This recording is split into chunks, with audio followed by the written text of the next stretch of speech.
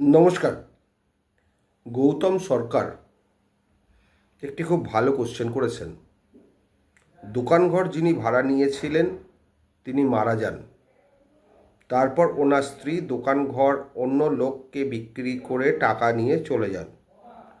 Rent কন্ট্রোলে ভাড়া জমা করছে, মামলা করে উচ্ছেদ করা যাবে, কোন ধারায় কিভাবে এগোতে হবে? ধন্যবাদ।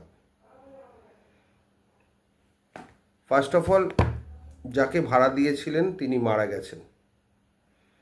মারা গেলে কমার্শিয়াল টেনেন্সিতে ওয়াইফের কোনো রাইট নেই, তিনি হয়ে গেলেন ট্রেসপাসার্স।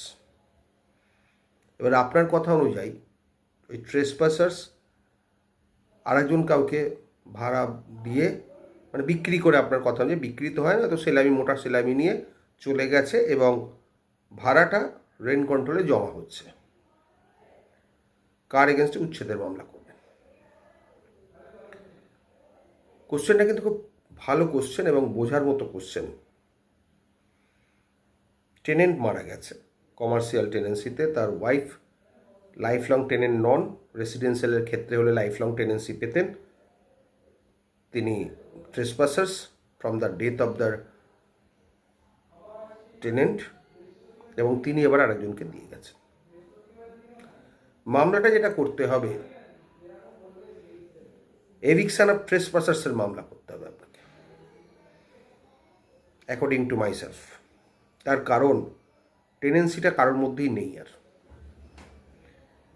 দুজন, একজন ট্রেসপাসার্স আর একজন আনঅথরাইজড অকুপারকে বসিয়ে গেছে আনলফুলি, উইদাউট ইয়োর কনসেন্ট। যদি তাই হয় তাহলে আইনের চোখে দুজনেই কিন্তু ট্রেসপাসার্স, যদিও একজনের রুটটা আলাদা। ফ্রম লাইন অফ টেনেন্সি হয়ে একজন ট্রেসপাসার হয়ে গেছেন বাই অপারেশন অফ ল, তিনি হচ্ছেন ওয়াইফ। আর ওয়াইফ আবার আরেকজনকে ঢুকিয়ে দিয়ে গেছেন, তিনিও ট্রেসপাসার্স, আনঅথরাইজড অকুপায়ার। কারণ আপনার পারমিশন নিয়ে ঢোকেনি বা আপনার পারমিশন নিয়ে ওয়াইফ ওনাকে বসাননি। তা দুজনের এগেনস্টে লাইন অফ অ্যাকশন একটাই, এভিকশন স্যুট এগেনস্ট দ্য ট্রেসপাসার্স। এই গ্রাউন্ডে আপনাকে মামলা করতে হবে। 1 ক্লিয়ার মান্থ নোটিশ দেওয়া বাধ্যতামূলক নয়, সেটা শুধুমাত্র এভিকশন অফ টেন্টের ক্ষেত্রেই হয়।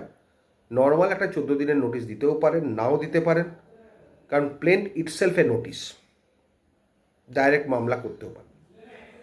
তবে একটা নোটিশ দেওয়াটা ভালো।